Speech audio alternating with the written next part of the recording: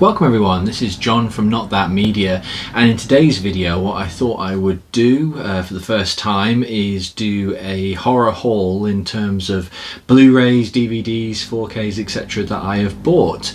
Not on purpose, but April seemed to be quite a bumper month when it came to horror purchases, and there is one particular reason why, so I thought it'd be a bit of fun just to sit and go through what I've got, show you some stuff that potentially is going to be on the channel in the future, give you a couple of my opinions. Most of it I haven't watched, and that's deliberate because I think I'm at a stage in my collecting where the things that I'm buying are things that I haven't seen. So come along with me while we have a look at April 2024's horror haul.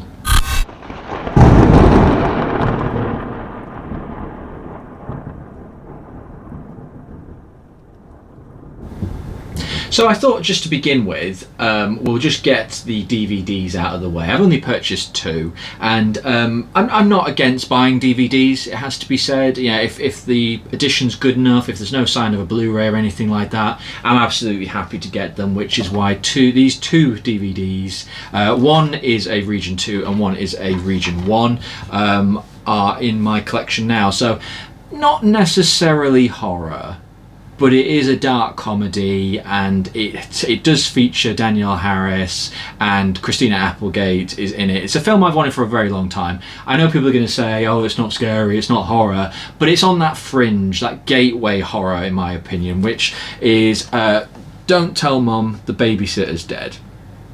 Now, this is a film I've never seen. I've wanted to see it for quite a while. This is an old school 1991 movie. DVDs from 2002, released by the Cinema Club. I picked it up on eBay for a couple of quid, but it's just a film that I just have always wanted to see. As I say, not necessarily horror, but just to give you the rundown. What I'll do is I'll read you the synopsis for each of these as they come through, and at least then that way, if it's something you might be interested in, you'll know what you're looking for. So, no rules, no curfews, no nagging, no pulse. Beaches, boys and bikinis beckon. It's summer vacation and Mom is leaving for a 2-month trip to Australia, and Sue Ellen, Christina Applegate, couldn't be happier. That is, until she realises that her 4 brothers and sisters have been left in the hands of Mary Poppins Goes to Boot Camp style babysitter Lil. I think that was a sentence. As life becomes almost unbearable, the unexpected happens. Lil drops dead. Anxious not to spoil their mum's holiday or their adult-free summer, the kids dispose of the body at the local cemetery, unknowingly disposing of all the cash their mother left them in Lil's purse. They're broke and they're hungry. Somebody has to get a job. Sue Ellen is pretty sure that being an adult is going to be a piece of cake when she lands a job at a glamorous fashion agency, but it soon becomes clear that being a grown-up isn't going to be nearly as fun as she had hoped. So yeah, again, for me, anything that involves a dead body, you know, disposing of it, hiding the evidence, etc. Yeah, okay, it's not necessarily horror, but a bit of fun is what I would say. So continuing that, and again, this is a film I had never heard of. And I'm going to read out the names, the top 3 names on this, and then I'll show you the film, but I'll leave it for a second for anybody who wants to try and guess it. I've never heard of this. I'm looking forward to watching it. Certainly be covered on the podcast. So it stars Linda Blair, Ned Beatty, and Leslie Nielsen. It is, and it's from the Lost Collection, the best movies you totally forgot about. It's a film called Repossessed. So yes, another comedy, but you've got Linda Blair as a possessed character. So is it an unofficial sequel to The Exorcist? Is it another universe? I don't know, we'll find out. So, ready for a devil of a good time? Linda Blair, the star of The Exorcist, will scare you silly when she's repossessed. That's repossessed in capitals. Leslie Nielsen, Airplane, adds his comic genius to the horror hilarity. The fun begins when grown-up Blair starts spewing curses and pea soup. Ex-exorcist Nielsen gears up to a battle. I'll start that again. The fun begins when grown-up Blair starts spewing curses and pea soup. Ex-exorcist Nielsen gears up to battle the spirit world and discovers he must also outwit a pair of phony evangelists trying to cash in on the exorcism biz. The supernatural hijinks will have your head spinning with non-stop laughs. Special features, trivia track, theatrical trailer, full screen presentation. So yeah, I've never heard of this. I think it popped up on my Facebook feed, and then my wife Jo, she found it and mentioned it, and we both thought it might be good for a laugh. And I found it on eBay. Wasn't any more than a few pounds. This is a Region 1 DVD though, is what I would say. So again, be very careful if you're watching these videos, that if you see these things and you think, oh, I might want to buy that, this is a Region 1 DVD. The other one, Don't Tell Mum the Babysitter's Dead, is a Region 2 DVD. So just be careful when you see these things. So with that, I'm going to stop saying so with that actually.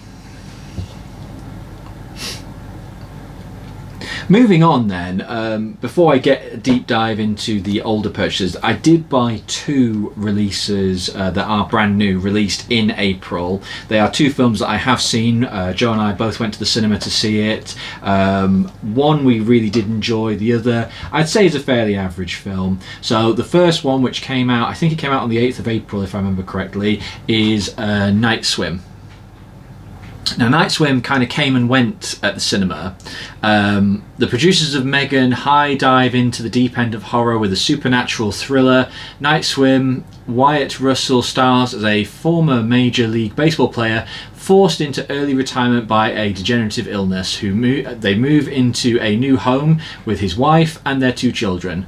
The new home comes complete with a backyard swimming pool, but a deep secret surfaces and unleashes a malevolent force that will drag the family into the inescapable depths of terror. Special features, Masters of Fear, Demons from the Depth, Into the Deep, and more. So I don't want to spend too much time giving detailed spoilers or synopsises and things like that, but Night Swim, what I would say, was decisively average.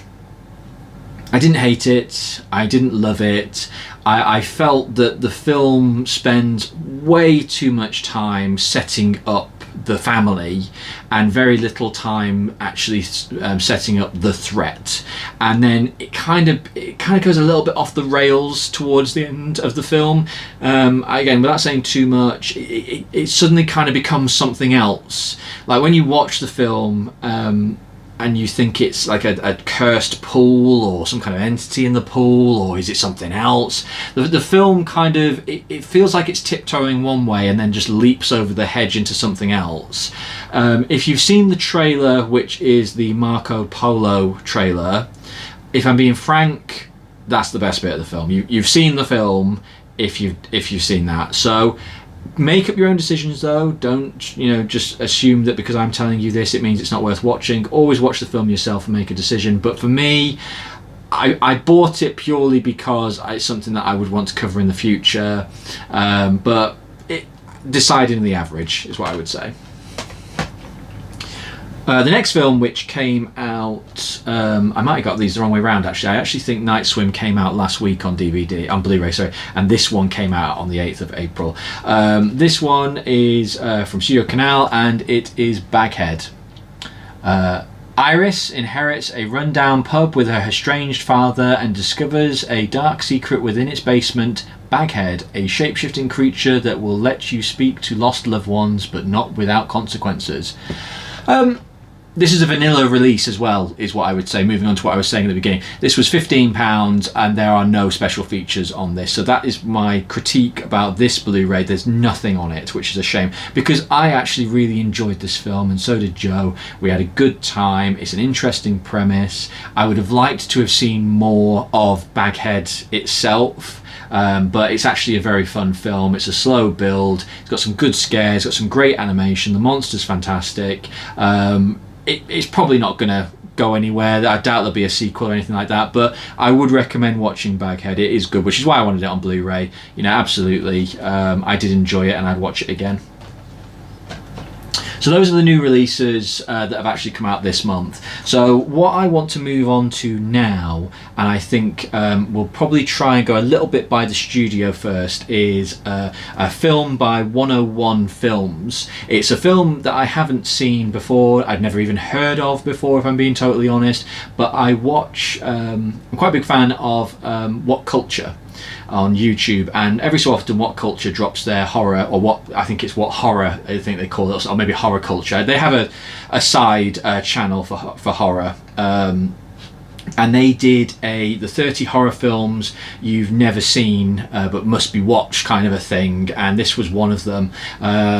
By complete accident and coincidence, we've got another Linda Blair film, and the film is Hell Night, which looks like that. Just trying to not get the glare on the screen.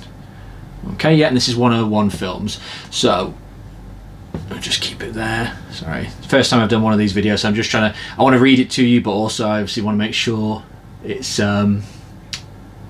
visible on the screen. 101 Films presents Haunted House. Okay, I'll start that again. I love some alliteration, so deep breath. Maybe I'll just have a swig from my drink first. Okay, 3, 2, 1. 101 Films I'm just making words up now. 101 Films presents Haunted House Hazing Horror Hell Night. 1981, released on Blu-ray for the very first time in the UK, directed by Tom DeSimone, Reformed Schoolgirls, Angel 3 The Final Chapter. This slasher classic benefits from a talented young cast including Linda Blair, The Exorcist, Vincent Van Patten, Rock and Roll High School, Peter Barton, Friday the 13th The Final Chapter, and Kevin Brothy.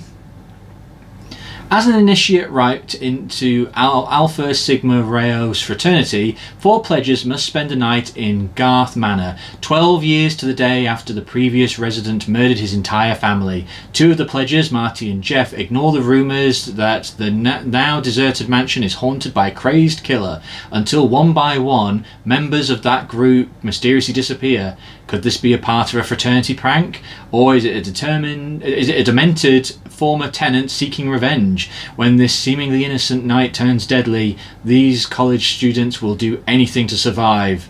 Hell Night.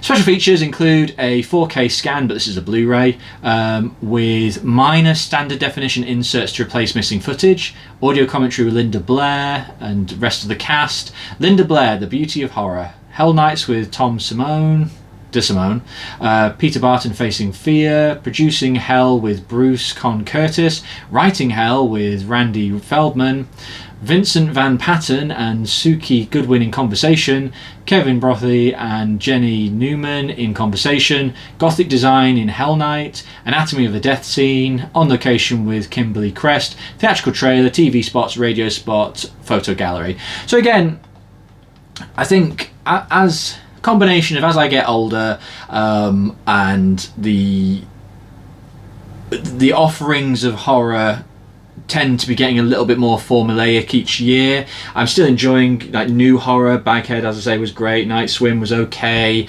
I saw Abigail last week. Really enjoyed that. I like Megan and things like that. But I'm finding the older I get, the more I'm seeking out some of these more obscure films. So it was on there, on What Culture's list. There's a couple of others on there. So gonna give it a look, see how it goes. It's number 20 in the 101 Films collection. It just looks like it might just be a bit of campy fun, to be fair.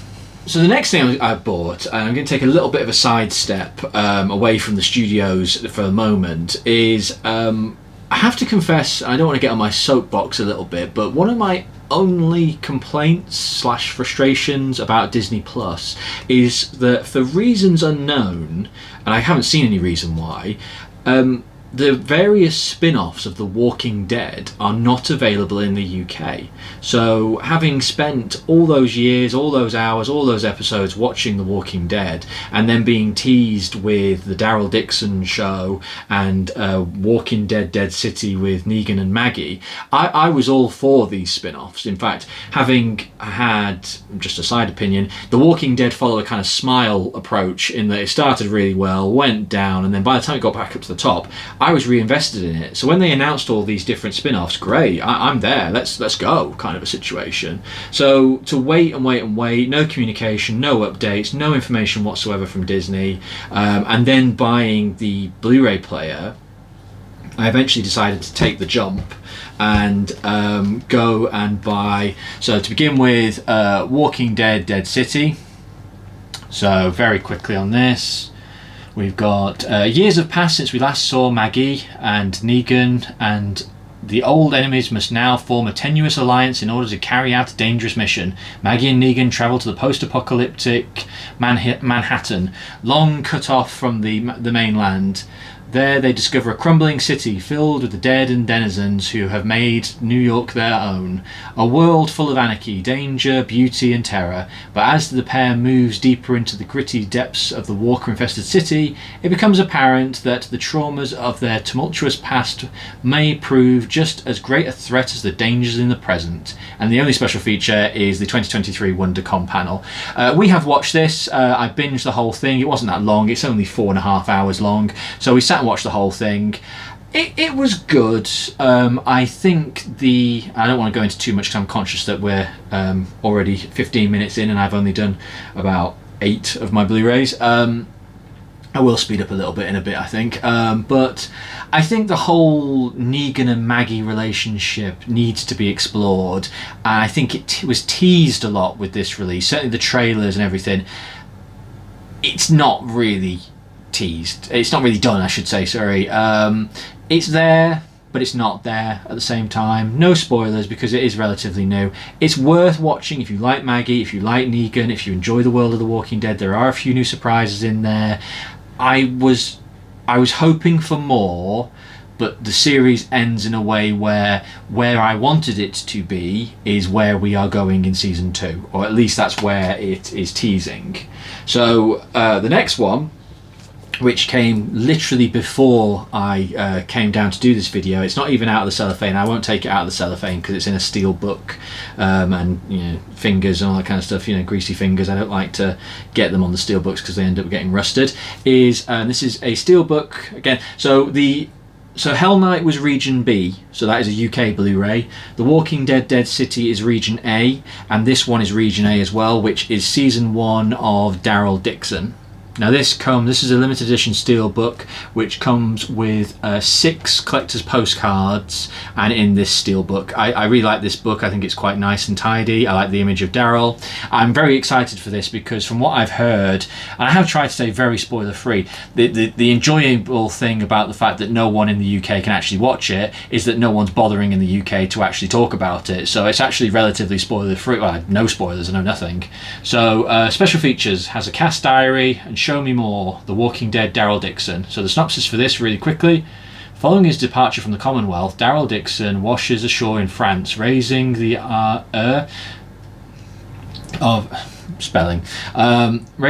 the splintered but growing autocratic regime centered in Paris and endangering a young boy at the heart of the benevolent religious movement. Daryl agrees to shepherd the child and his caretakers on their pilgrimage to the Nest, a sanctuary which promises safety, in return for the Union's help securing him passage back to America. The new series delivers what the Walking Dead fans want, and something extremely unexpected. I've heard good things. I'm looking forward to it. It's a 2023 release. I will probably crack on with that soon enough. We're in the process of having a Twin Peaks marathon, I should say. We're currently on the Revival series, about 9 episodes into that, so maybe once we finish that, which I'm hoping to do in the next couple of days, I'll move on to Daryl Dixon. I'm a fan of The Walking Dead, didn't hate it. It had its bad patches. One of the videos coming up in the future is a trip to Thorpe Park, I'm hoping, and there is a Walking Dead ride there, so I'm looking forward to that, so I will cover that. So on we go. So the next one, and I'm really happy with this, comes from, well, at the time they were called Dead Mouse Productions, but they're now referred to as, I believe, Cult Screenings UK. Logo will be here. This Blu-ray is an extremely rare Blu-ray. I missed, because I didn't even know it existed, but I missed the pledge, Kickstarter, whatever it was, to get this, and subsequently these guys have made a number of documentaries, including a really good documentary about Robert Englund, another one about Pennywise the Clown and the original It miniseries, Leviathan by Hellraiser, but one of the most sought after items, which is not available to buy anymore. You have to get this off eBay, and again, I paid what I was comfortable paying, is what I would say. It doesn't necessarily mean it was cheap or it was expensive, but it is You're So Cool, Brewster, the story of Fright Night. which is a documentary, a very long documentary, 350 minutes to be exact, showcasing the 2 Fright Night films in this case. It doesn't touch the remakes. So welcome to Fright Night for real. I'm just going to bring this a bit close to my face because some of this text is a little illegible if I'm not looking at it properly. So just put it there so you can still see it. From the team who brought you Leviathan, the story of Hellraiser, and Hellbound Hellraiser 2 comes this new and extensive look at the making of Tom Holland's cult classic vampire hit Fright Night and its sinister yet campy sequel, Fright Night Part 2, directed by Tommy Lee Wallace. You're So Cool, Brewster casts Hellraiser alumni Simon Bamford as your host, Peter Vincent, and features a plethora of exclusive interviews with both cast and crew, including Tom Holland, Chris Sarandon, William Ragsdale, Stephen Jeffries, Amanda Burse, Jonathan Stark, Richard Elmond, etc., etc. As well as being a tribute to the late great Roddy McDowall, You're So Cool Brewster reveals the behind-the-scenes tales of both productions, showcasing rare photos, storyboards, and artwork that details the legacy of both horror films. You're So Cool Brewster also digs deeper into the real-life Hollywood horror of the murder and betrayal that ultimately doomed the release of Fright Night 2 and any future sequels, and it has a plethora of extras as well. It's got a Blu-ray and a DVD in it. It's region free. Again, if you are a collector, if you are a fan of Fright Night and you missed this and you want it, you cannot stream it as far as I'm aware, and you will pay top money for this. It's not cheap. I was very fortunate. One thing I would say is I have been very fortunate with the eBay sellers that I have managed to find. I know people like to call it Feebay and Scambay and all these various other iterations of a title and a name, but I've had nothing but good experiences with eBay, so I am not going to sit and trash eBay. The majority of these things that I buy in terms of collector's items, definitely anything region 1 is coming from eBay, and there's been nobody that I have felt has ripped me off. So buyer beware. Obviously you pay what you want, but that moves me on quite nicely to I'm going to call this section the miscellaneous section, because they're not actually ascribed to any particular companies too much, but the others I have a couple of piles of things to go through. So moving from You're So Cool Bruce to the story of Fright Night leads me quite nicely into I can't remember where I got this, if I'm being honest. I want to say it's Italian, but it doesn't matter. Is Fright Night Part 2. So I've waited for Fright Night Part 2 to show up on Blu-ray in the UK. I have not seen it show up at all. I've seen no indication that it's going to show up. I did look on for an American copy, but again it was either super expensive or just not trustable. I wanted to see it because I'm a very big fan of the first Fright Night. I was very lucky to meet 4 out of 5 of the main cast of the first Fright Night, so I've always wanted to see the second film. I can't give you the synopsis because it's in a foreign language, but I'll show you the back just to give you a little bit of an idea. It does have Roddy McDowall reprising his role, which is good, and William Ragsdale as well. So yeah, that's just quite a nice double bill there. So I watched this before I watched this. So that was quite a nice one. Just put that there again. So having done a video about how I'm not going to buy any more editions of a Halloween, it obviously comes with a note that in April I bought 2 more copies from the Halloween films, and there is a reason for it, which I'll go through in a moment. So the first one, again, this was from eBay. I should say the You're So Brewster is region free, You're So Cool Brewster is region free, and Fright Night 2 is region free as well. So again, if you see them on eBay, that's what they are. So having bought the 25th anniversary of Halloween, the 35th anniversary, the 40th anniversary edition of Halloween, I then purchased, and this is from Australia, again from eBay, region B, Halloween, the 30th anniversary Blu-ray. Now the reason I bought this was because one of the documentaries, and again I bought this before I bought the multi-region Blu-ray player. The multi-region Blu-ray player lets me watch the Scream Factories is where I was going with that, but I believe all this is on the Scream Factory release, but before I took the plunge, I found that this is a 30th anniversary edition, which I don't own anything to relate 30 years of Halloween, but it also includes the Halloween 2000 documentary on the Blu-ray. I have it on the DVD. I have my original Anchor Bay DVD. It's still there. It's safe. It plays fine. But I'm always of that mindset that I'm a Blu-ray collector. I like Blu-ray. If I can watch it on Blu-ray, I would rather have it on a Blu-ray. So I bought this purely because it has Halloween 2000, the documentary, which is a very good little interesting documentary. Long before it became popular and cool to do massive documentaries on DVDs and things like that, they did this one. So it's got an interesting, I find, interesting synopsis, this one. Obviously, if you know the Halloween franchise, fine, but I find this one interesting. Years ago, on a black and unholy Halloween night, little Michael Myers brutally slayed his sister in cold blood. For the last 15 years, town residents have rested easily, knowing that he was safely locked away in the mental hospital, until tonight. Tonight, Michael returns to the same quiet neighbourhood to relive his grisly murder again and again and again, for this night is evil. I've never heard Halloween really described like that, but cool, wicked.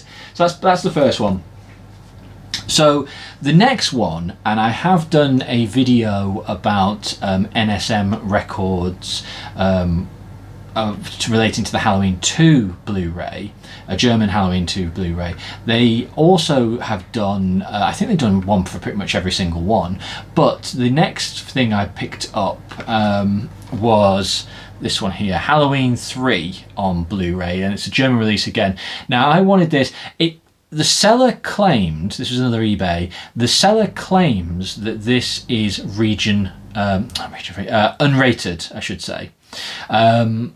I don't know is the quick answer to that, but the main reason I purchased this is because in October, for Love a Horror, the actress whose name has eluded me, Stacey Nelkin, I believe her name is going to be at the con for Love a Horror.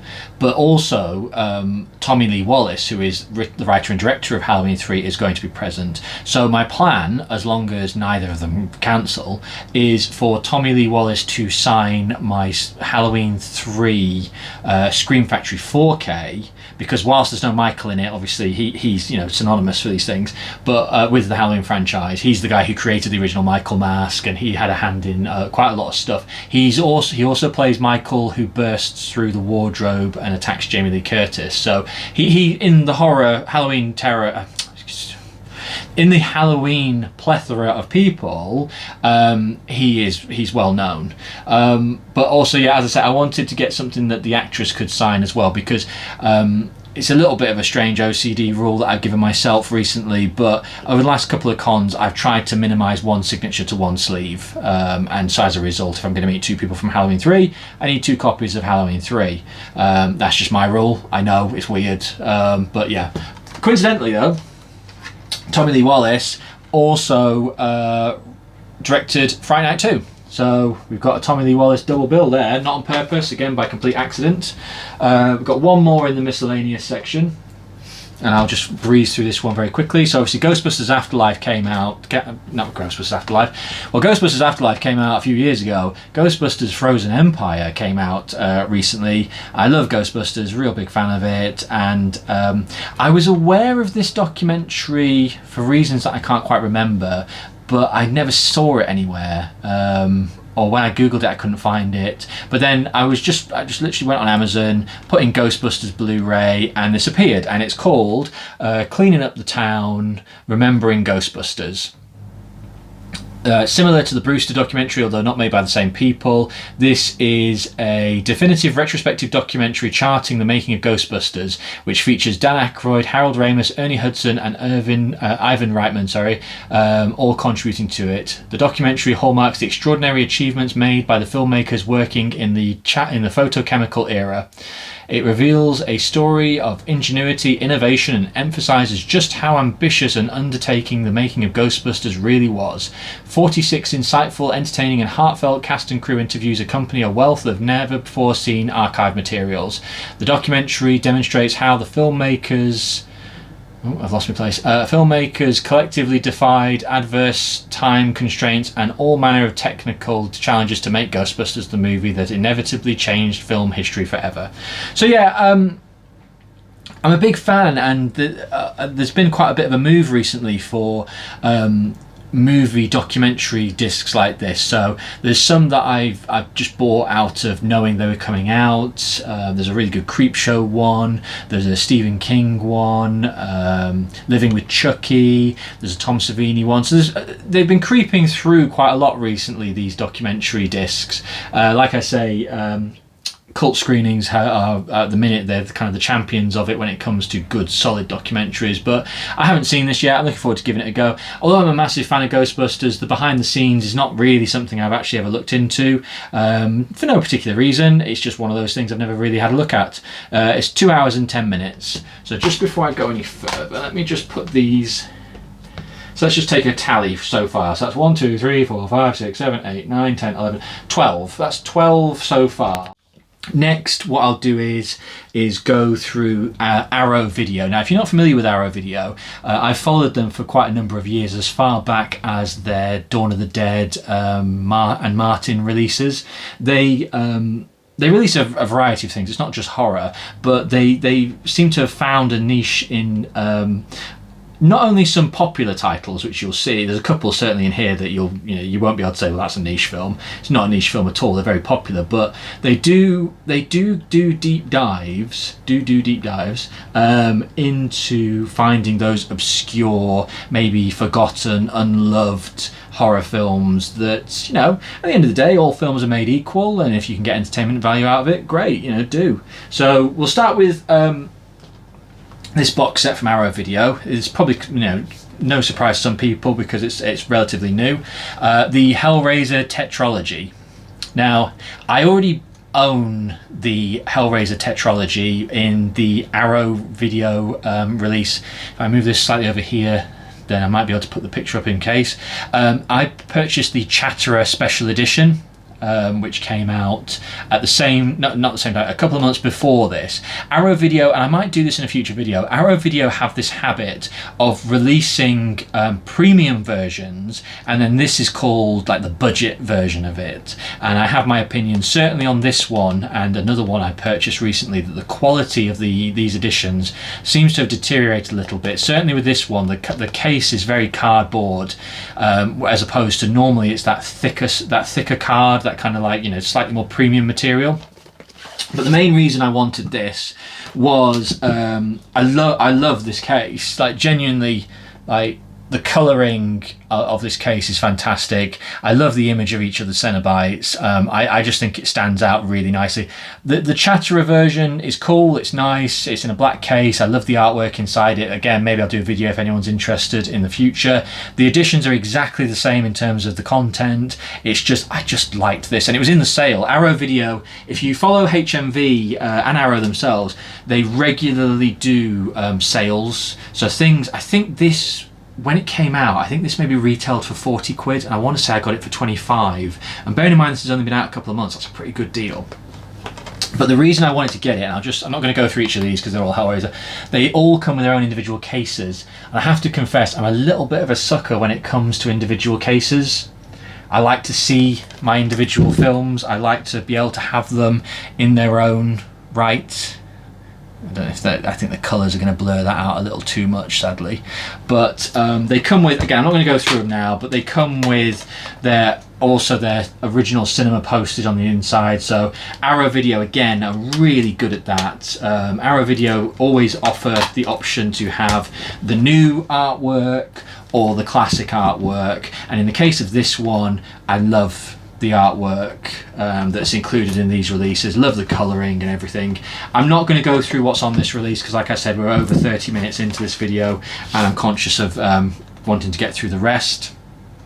but it contains Hellraiser, Hellraiser 2, Hellraiser 3, Hell on Earth, and Hellraiser 4 Bloodline. And in a very similar way to Halloween 6, Hellraiser 4 comes with a work print cut. The film was heavily edited and messed around with, so similar to the Halloween 6 edition, Hellraiser 4 is a very compromised film. Ironically, from what I remember, don't 100% quote me on this, but I'm pretty sure that money was being siphoned off Halloween 6 to pay for Hellraiser 4. So it's ironic that both those films have got these strange producers, directors' cuts years later, when Hellraiser was quite literally pocketing money from Halloween 6.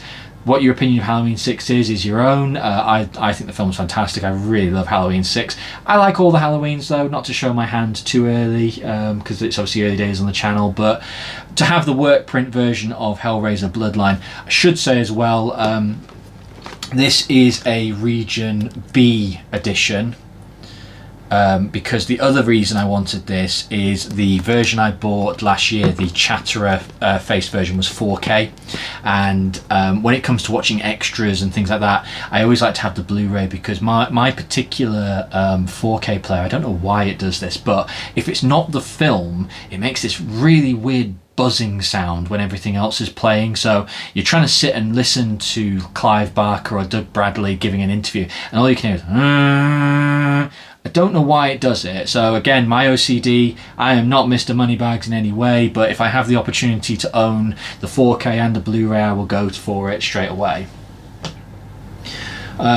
So this one, and I have to confess, this is a film I've never seen, although I am aware of it.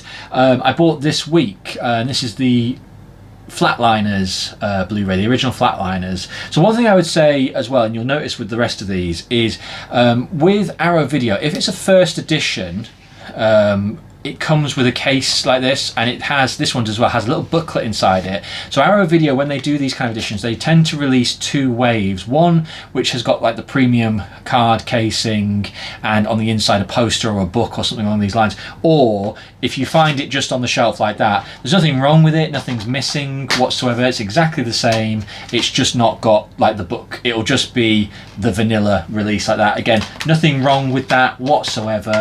But if you are a collector, if you are somebody who isn't aware of that, and you go to HMV and you see a version in a cardboard case and a version without it, always get a cardboard case. I'm just going to fly through this. Known for his impressively eclectic filmography and for helping to launch the careers of several young Hollywood stars in the 80s and 90s, Joel Schumacher, The Lost Boys, tackles the existential questions that at one time or another haunts us all. What awaits us after we die? So I haven't seen it. It's got Kiefer Sutherland, it's got Julia Roberts, it's got Kevin Bacon. I've heard very good things. Joel Schumacher, obviously responsible for The Lost Boys, which is an absolutely fantastic film. Loved The Lost Boys. Was very lucky to meet a good number of the cast of The Lost Boys last year, including Kiefer Sutherland. Joel Schumacher, I really do have a lot of respect for him. What he did to Batman and Robin we won't talk about now, but when I was 10, 9, I enjoyed Batman and Robin. So yeah. So next, and all of these bar one, I bought, I think, for maybe £7 each, or in a 2 for 14 or something, because it was an Arrow Video sale. So the first one is the vanilla release of Texas Chainsaw Massacre 2 on Arrow Video. You may be more commonly aware of this cover, which is how it's presented on the shelf if you go to purchase it. I already own, and I have for a very long time, in fact I purchased it day of release, the 3-disc edition of this, which came in a nice cardboard case with a certificate, a number of the number of its release, etc. The reason I wanted this is, well, you can never not have too many copies of Texas Chainsaw Massacre 2, but at the time of recording, fingers crossed, Bill Moseley is coming to For the Love of Horror in Manchester, and again, it's unconfirmed, but it has been thrown out to the audience to see if they're interested. There is talk of a chop top photo opportunity with him, so I wanted something that had chop top on it. So again, I just thought now, because Arrow Video, it goes from being £15 each down to £7 for that, well then soon straight back up to 15. But they're also quite hard to get hold of sometimes. Like, so Texas Chainsaw Massacre 2, sometimes I go on Amazon and it's there for weeks, and then when I actually want to go and get it, it's gone. So it's one of those where if you see something, you like it, you want to get it, I recommend getting it if the price is right. I'm going to stop, actually, I should say, reading the synopsises for these, for the more common ones, because if you're a horror fan, if you're here to see a horror haul, it's Texas Chainsaw Massacre 2. You should know what Texas Chainsaw Massacre 2 is, and what happens in it. Similarly, I'll put these next to each other just for the sake of time. One of these is a 4K and the other one is a Blu-ray, but I'm pretty sure I'm going to get the name right, but I have to yes, it is. So Michael Berryman, otherwise known as this gentleman from The Hills Have Eyes and The Hills Have Eyes 2, is also going to be at For the Love of Horror in October. So again, I saw this in the sale. I haven't seen it. Again, big surprise. You know, I'm going to sit here and talk about being a horror aficionado. I have not seen the original Hills Have Eyes or The Hills Have Eyes 2 or The Hills Have Eyes 3, but I don't think anybody needs to watch that, to be honest. I will watch these. They probably will be part of the podcast and things, but I wanted to buy these because, you know, I'm a big fan of Wes Craven. I think The Hills Have Eyes is one of the only things that Wes Craven has done in the horror world which I haven't watched.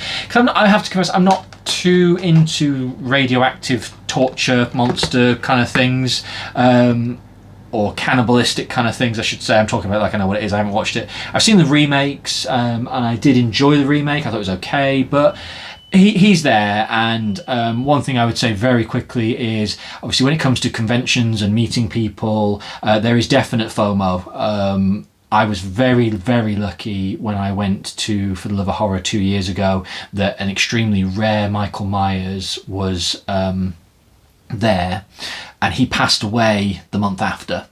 The year before, I wanted to, they had Meatloaf, because they did a Rocky Horror reunion. Meatloaf was scheduled to be there. He was then unwell and could not attend, and then died. So it sounds so horrible, but it's kind of got to that stage where it's like, if there's an opportunity to meet people, I kind of have to meet them now. I kind of feel that kind of like, oh, you know, is he going to be the one this year when it happens? But there's a little bit of and it's nothing to do with the con, it's nothing to do with me, but there is a little bit of a trend that one person seems to pass away from the cast. As I say, that's only me making fun of death, but it's just one of those like OCD things where it's like, if there's a chance to meet them, particularly some of these older gentlemen. You know, Michael Berryman, he's not a young guy. I mean, the Last of Us is 1977, which is, if I'm doing my maths right, it's the afternoon, 23, 47 years ago, that film. So if they're not old enough to have concerns about passing on, they will retire, is what I would say. Tobin Bell, for example, is obviously alive and kicking and working hard on Saw 11 right now, but he has formally retired from cons. So my recommendation to you is, do try and see them if you get the opportunity. So we're going a little bit into the barrel now, is what I would say, bottom of the barrel. That's not to say these are bad, but we're getting to that stage now. So we've got the first one, and I'm going to quick fire these because, again, I'm conscious of time. Arrow Video. This is another one that was recommended by What Culture on their films you've never watched. Pieces, which is let's have a look. I will go through the synopsis for these, to be fair. A Boston college campus is being terrorized by a black-clad maniac collecting body parts for his twisted human jigsaw. As the corpses and red herrings begin to pile up, can the murderer be unmasked before his ghoulish puzzle is completed? Boasting some of the most outrageous gore set pieces ever to splash their way across the screen, including a particularly memorable slow-motion evisceration on a waterbed, Pieces is an essential slice of Spanish splatter and more gruesome than ever on Blu-ray. Again, it's not one that I've sought out particularly. It was on the list. I seem to remember I have there's a couple of other ones here as well. I have a documentary disc called Going to Pieces, which came out quite a long time ago. It's a feature-length movie about the evolution of the slasher genre. This was on there, and there was a lot of positive talk about it. So again, the price was right, something new. Again, I'm not particularly well versed in the Spanish, side of horror. I hear good things. Certainly, a lot of credit goes towards them. So continuing that theme, this was another one that was recommended. But this is another one, every time I see the cover, I was always tempted by it. It looked like a real Friday the 13th rip-off. But again, it was on the list of 80 slasher classics not to miss out on. So it's another Spanish film as well, by complete coincidence. It's a Spanish filmmaker. It's called Edge of the Axe. And as you can see, Friday the 13th, eat your heart out straight away. Well, Friday the 13th and The Shining, we should probably say, to be fair.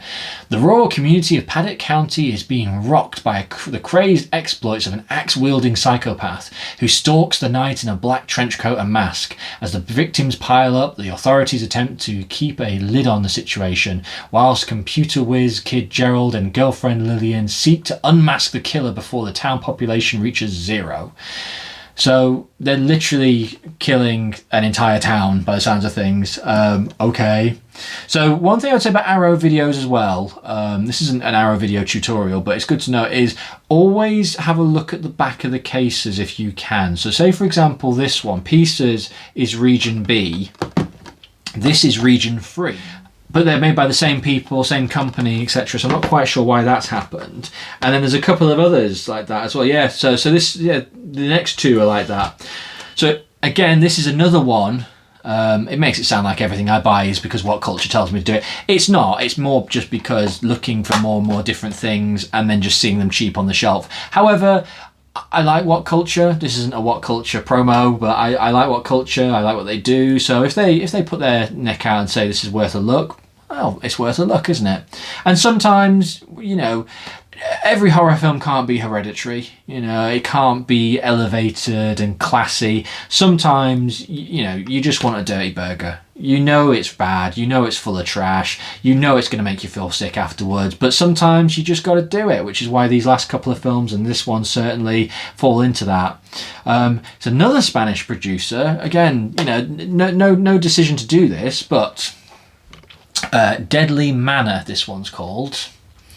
An old dark house, a maniac on the loose, an orgy of bloodlust, all the hallmarks of the late master of Spanish macabre.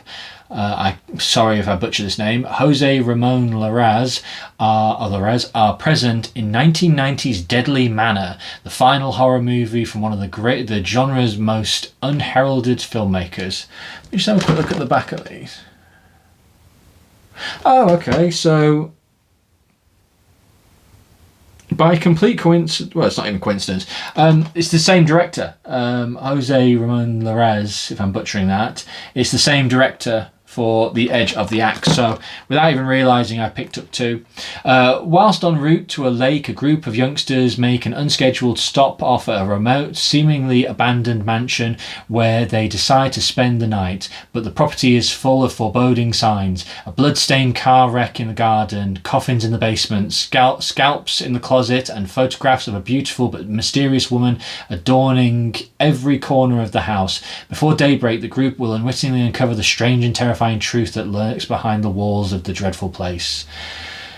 The last in a trio of the late era slash and dices helmed by Larraz, Deadly Manor, released as Savage Lust on US VHS, is a fitting capper to the director's prolific career in fear.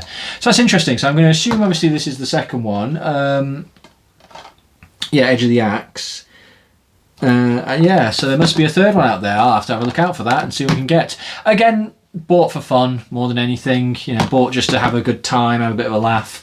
So this next one, slightly more obscure, still with Arrow Video, but this one is A and B region. That was region 3, the other one was region B, another one was region 3, and this one's region A and B. So just be really, really mindful of this when you buy Arrow Videos. It's in no way a critique, but do pay attention to that. It's a bit odd, that. So The Cult Screening UK organisation released a title in the last couple of months. Apologies if I can't get the name 100% right, but I think it's Hollywood Nightmares.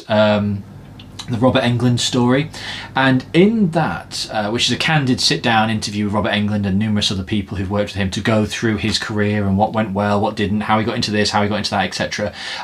One of the films that he talked about was this one, and he was talking about how he was really, this is before Nightmare on Elm Street, and he really enjoyed being in it, but it was also a bit of an odd one for him because he worked outside of his comfort zone. And the film is called, it's by Tobe Hooper as well, so again, you know, we're on good territory again. Another Tobe Hooper. Obviously, Tobe Hooper did Texas Chainsaw Massacre 2 as well as the original Texas Chainsaw. But Tobe Hooper's Eaten Alive is the last of my Arrow video Blu-rays, and it says, nearly a decade before he donned Freddy Krueger's famous red and green sweater, the horror icon Robert Englund delivered a supremely sleazy performance in Eaten Alive, another essay in taut southern terror from Tobe Hooper, the director of the Texas Chainsaw Massacre.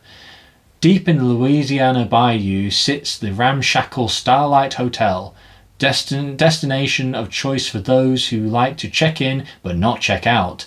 Bumbling Judd, the patron of this particular establishment, may seem like a good-natured old southern gent, but he has a mean temper and a mighty large scythe to boot. Oozing atmosphere from its every pore, the entire film was shot on a soundstage which lends to a queasy claustrophobic feel. Eaten Alive matches the Texas Chainsaw Massacre for sheer insanity, helped in no small part by some marvelous some marvelous histrionics from Chainsaw star Marilyn Burns and William Finley. So again, it's not a film I would come seeking out. Very interested to watch it. It's a young Robert Englund. Obviously, Robert Englund these days tends to be, unfortunately, well, maybe not unfortunately, but typecast as Freddy Krueger. So I'm interested to see what he was up to before. I'm not a particularly big Robert Englund fan when it comes to watching everything he's been in. I've seen him in a few different things. Obviously, Freddy will be who he always will be. But yeah, I'm quite interested to watch that. So the last section, and hopefully you'll still be with me, you'll still be awake and you'll still be enjoying yourselves. I've got 6 more to go through, and arguably some of these are the ones that I'm the most excited about, purely because of the fact that I've been able to open up my viewing world thanks to the multi-region Blu-ray player that I mentioned at the beginning. So we've had, if I broke it down, we've had obviously a little bit of a 101 films, we've had an Arrow video section, touched a little bit on cult screenings, etc. But to finish off, I want to talk about Scream Factory. Scream Factory are kind of an offshoot or spin-off of Shout Factory. They're an American organisation. All of these Blu-rays that you're about to see are Region A. If there's a 4K with them, and there are a couple that have a 4K, they will be region free. But do be very careful when you're buying Scream Factory. If you buy any Blu-ray from Scream Factory, they will be region locked. So I'm going to fly through a couple of these very quickly. So the first one, which is a relatively new release, I haven't watched yet, but again will be soon enough, is the Ring collection on 4K and Blu-ray. I think that this casing is absolutely spectacular. A close second, I would say, to the individual Halloween Scream boxes. For some reason, I've never quite understood this, and there's another franchise which does the same thing. You can't get all the Rings on Blu-ray in the UK together. The Ring 2 has not had a Blu-ray release in the UK. I know there are European copies, but you know, I'd rather get an American or a UK edition, obviously, so that the text is all in English. We have just had in the UK a Ring Blu-ray for the 20th anniversary, I think it was. Yeah, for the 20th anniversary, which was in the shape of well, it was a Blu-ray case in the shape of a VHS. It wasn't a VHS. But we haven't actually had a definitive set. So I'm not going to go through the plot summaries on these. I think that these are films that are popular enough that you don't need to be aware of them, but they've got, each one's got a 4K disc and a Blu-ray disc. So you get all three. So you get individual cases for The Ring, The Ring 2 and Rings. I like Rings. I watched it once. I don't think it's that bad. The Ring 2 I haven't watched in a very long time. I am really looking forward to watching that. The Ring 2, which is another reason why I wanted the Blu-ray player. The Ring 2's Blu-ray disc also includes a extended version of The Ring 2, which I think is about 20 minutes longer when I had a look at it, so I'm really intrigued to see that. And obviously also The Ring 1, which is a classic. Obviously this is when America had its brief flirtation with J-horror and The Grudge and The Ring and One Missed Call, and all those kind of films were suddenly top dollar in America. Sadly, obviously that kind of went by the wayside after a few years when we moved on to the next big thing. So that's a really cool release, really happy with that. I can do a deep dive into that in the future. I have heard, and I have seen, because I have checked the discs, they did a very odd thing with The Ring 2, definitely, maybe not The Ring 1, where for The Ring 2's 4K, they've taken that kind of green effect off the movie. The film has a kind of greenish tint to it, and for some reason they've taken it off, which I'm not quite sure why they've done that. But it's just interesting to see that they had changed the edition. So next, so I'm going to show this one, I'm going to put this one back in its case, just because I don't like to have steelbooks loose. This is one I'm really happy with, and again, this is another strange case where the UK, you can get the first two on 4K, no questions asked, you can get the subsequent films on 4K, no questions asked, but for some reason, this particular release, which is Army of Darkness, you just can't get a 4K in the UK. And what I loved about this is the Scream Factory Army of Darkness is you get 4 discs. I'm just gonna slip the this back in the case because, like I say, I'm not a big fan of loose steel books. So sorry, my OCD is just having a little moment. So we'll just slot that back in there, yeah, like that. So just to show you the front, sorry about the glare. And then the back. But the edition comes with 4 separate cuts of the film. Disc 1 has, 3 separate cuts of the film, I should say. Disc 1, which is the 4K, is the theatrical edition. Disc 2 is the theatrical edition. Disc 3 is the director's cut with the alternative ending. And Disc 4, which is a version I've not watched, is the international cut. Each disc boasts some good extras, some new and old extras. Army of Darkness, Evil Dead 3. I'm not going to go through the plot now again because, again, I think that's a film that's popular enough that you don't need to have a plot summary given to you, but I will cover that in a separate video. I just think in the interest of time we need to move along a little bit. So the last 4, I'll just fly through these very, very quickly. For the slightly more deep-cutted Stephen King fan, this film, Stephen King's masterpiece werewolf novelette, comes to life with Scream Factory's Silver Bullet. Silver Bullet, in Stephen King's thrilling adaptation, Cycle of the Werewolf, which was the name of the original story, a peaceful town is suddenly terrorised by a maniacal killer. The townsfolk think a madman is on the loose, but a wheelchair-bound 13-year-old, Corey Haim, the Lost Boys, knows the truth. A werewolf is on the hunt. With the help of his Uncle Red, Gary Busey, Lethal Weapon, young Marty sets out to stop the half-man, half-beast before he sinks his teeth into another innocent victim. Now, time is ticking and the full moon is about to rise. So similar to Arrow Video, I won't do this for all of them, but I'll just show you. This is the original poster, this one. Similar to Arrow Video, Scream Factory for a good number of them, but not the Ring ones, actually. The Halloween ones definitely got it, and most of the other ones I've got, in fact all the other ones have got new artwork and the original poster. So I do quite like that poster, that version of it, but I just really liked the Silver Bullet, the black cover with the silver text at the bottom. So yeah, a good solid release. I'm a very big Stephen King fan. I have quite a lot of Stephen King movies and books and things like that. Happy to cover that in the future if anyone's interested, if you leave a comment or anything. But yeah, Silver Bullet, I feel like Silver Bullet is kind of the forgotten Stephen King movie. Well, there's plenty of forgotten Stephen King movies.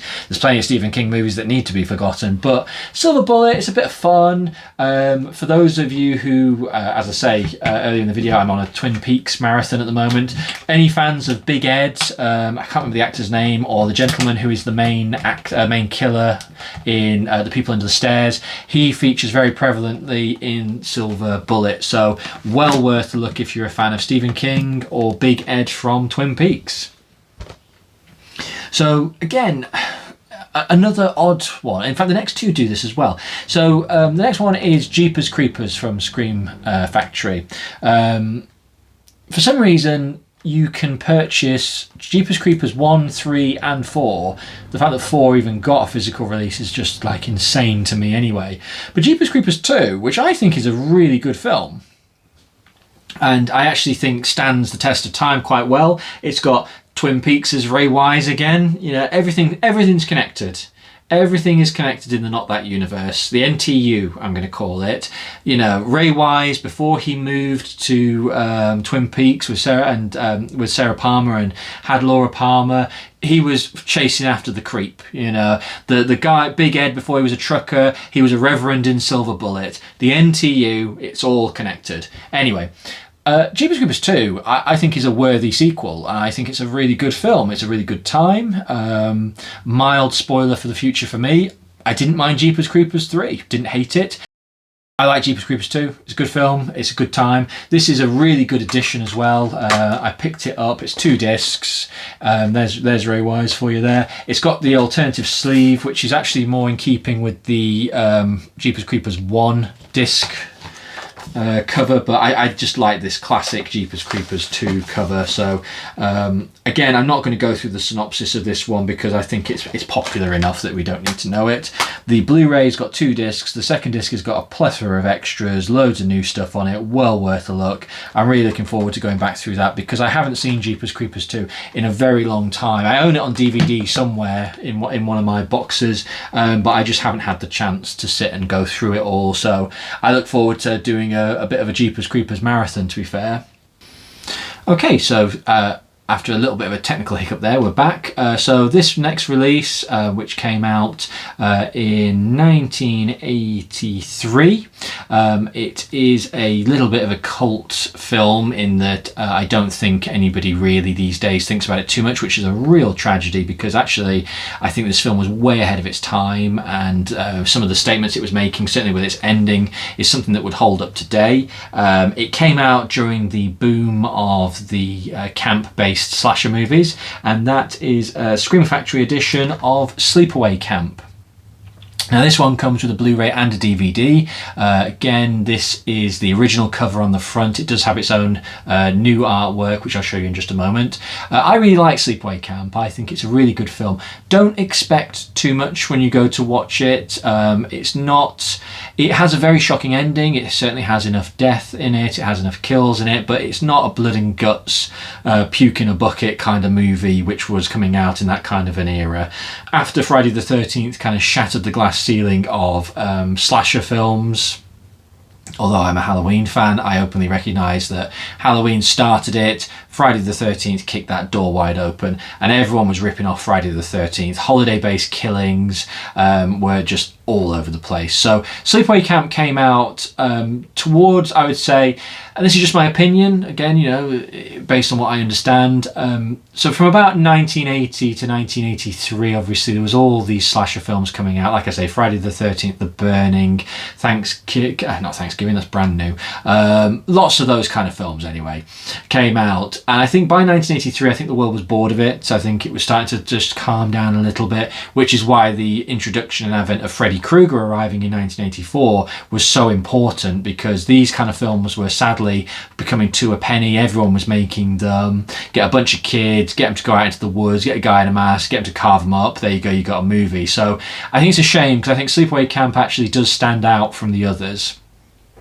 The main star of this was a young girl at the time, a young girl by the name of Felissa Rose. She was a really nice lady. I was really lucky to meet her a couple of years ago at For the Love of Horror. She claimed, and I don't know if she was being polite or courteous, but she claimed that I was the first person from Europe that she'd met, because it was the first time she'd come over to the UK for a con. So whether or not that's true, I don't know, but she was really full of energy. She was really appreciative that that myself and my friend, Scream Queen Jarv, had come to see her and were complimentary about the film. She had a whole idea about a prequel, and I won't say anything about it, A, because it was her idea, and B, it gives spoilers for the film.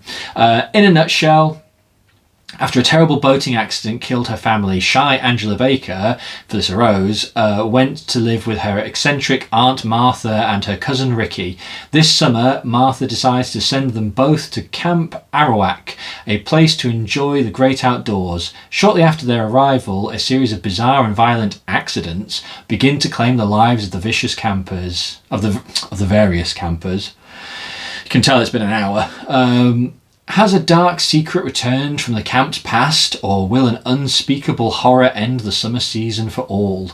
From its grisly makeup effects to its truly shocking and unforgettable climax, Sleepaway Camp is no ordinary slasher film, it's a cult classic. It's got a good number of extras on it, it's got an original commentary, a new commentary, interviews with the cast.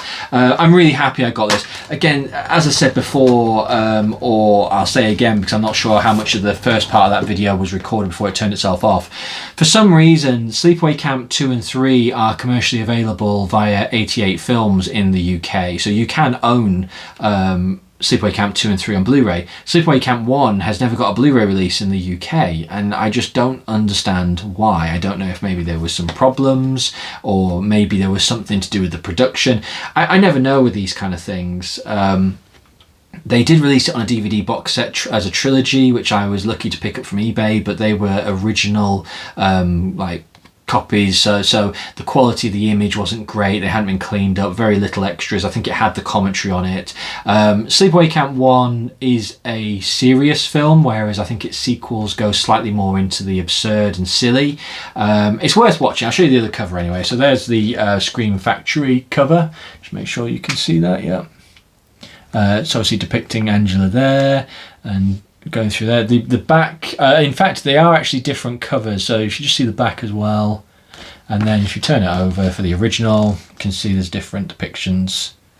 There is a book that I've got for Christmas about the history of Sleepaway Camp and the production of Sleepaway Camp. So in future videos, I do intend to dive into the world of Sleepaway Camp and go through it in a bit more detail. I think it's a cool concept. I think it's an interesting concept. I think the surprise at the end was way ahead of its time, and I think that audiences either weren't ready or maybe didn't take it in quite the right way. Even though the sequels did, draw upon that particular element. But no, anyway. So last, but by certainly no means least, and this is a film that I've been waiting to get my hands on for a good number of years. An old friend of mine who goes by the nickname of Gorehound, I saw him dress... I didn't see him. He was on Facebook, but he went to a Halloween party dressed as this killer, and it was a pretty impressive sight. It's a film that I don't think has ever really got over to the UK. I don't think it's really got the love it deserves, but it's got a massive cult following, and that is Behind the Mask, The Rise of Leslie Vernon. So I think this is a film that... if you know, you know. Like if you recognise it instantly, chances are you've seen it. I think if you're a horror fan, I've been aware of it for a number of years. I've just never been able to get my hands on it. You can't stream it, you can't buy it. I did find a Region 2 DVD on eBay, but the guy wanted like £60 for it, and it's like, I'm not paying £60 for a DVD. This gentleman who I bought this from was selling it at a reasonable price, is what I would say. Reasonable in comparison to what everybody else was selling it in, is what I will say. But I will read the full synopsis on this because I feel like, again, it's an odd one, because I don't think people, if you know, you know. If you don't, then you'll have no idea. You know legendary maniacs Jason Voorhees, Michael Myers and Freddy Krueger? Now meet Leslie Vernon, the next great psycho slasher. Nathan Basil stars as Vernon, a good-natured killing machine who invites a documentary film crew to follow him as he reminisces with his murder mentor. and he evades his psychiatrist slash nemesis, played by Robert Englund, A Nightmare on Elm Street, so yet another Robert Englund release. He's playing against type though, because he's playing the good guy. From what I understand, he's playing a kind of Dr. Loomis style character. Deconstructs Freudian symbolism and meticulously plots his upcoming slaughter spree. But when the actual carnage begins, where do you draw the line between voyeuristic thrills, mythic evil, and good old-fashioned slasher movie mayhem? So yeah, it's a mockumentary kind of thing. So there's the new cover. The old cover, which I've kept on this one because I quite like it, is that one. But this film has, as I say, a real cult following. It's got a real popularity behind it, but it's just not been one of those films that has kind of perforated the UK for some reason. There's just no sign of it anywhere, and I think it's a real strange thing. So again, you know, by buying a multi-region Blu-ray player, it has unlocked the ability to get my hands on some of these films that you just can't buy anywhere in the UK. It's just odd. You would have thought in 2024 that kind of difference about, you know, if you can buy it in America, you should be able to buy it in the UK. It's just very strange that it just hasn't happened. So in summary then, for April, that's 1, 2, we'll count the ring as 3, 4, 5, 6, 7, 8, 9, 10, 11, 12, 13, 14, 15, 16, 17, 18, 19, 20, 21, 22, 23, 24, 25, 26, 20. So including Hellraiser and Ring as their own as one, as opposed to 4 and 3, 27 releases purchased in April, not by decision, not by of course it was by a decision I decided to buy them, but I didn't come into April deciding that this would be a bumper month when it comes to my purchases. I think the ones I'm really impressed with is definitely The Ring, definitely Sleepaway Camp, definitely, I keep saying definitely, the Behind the Mask. I need to be very careful with my middle finger. Definitely the Behind the Mask, and You're So Cool, Brewster definitely stands out because this is a rare. These are commercially available as long as you've got a Blu-ray player to play them. This one is really hard to get your hands on. So this is my top pick, I think, for the month, is what I would say.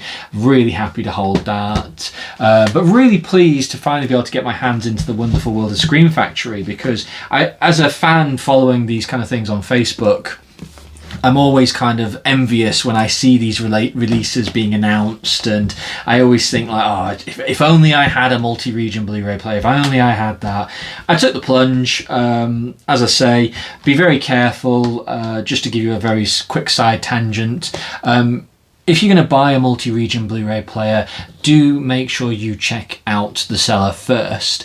I'm not, you know, too big-headed to admit that I went to Amazon first and I bought what was advertised as a region-free Blu-ray player from a seller on Amazon. It was an Amazon Prime sale, so I got it the next day. An Amazon Prime delivery, so you would assume it was correct. What I got was a multi-region DVD player and a standard Blu-ray player, so that got sent back. So I then checked eBay, and the guy had 5 stars. He only ever sells Blu-ray players, nothing but good things.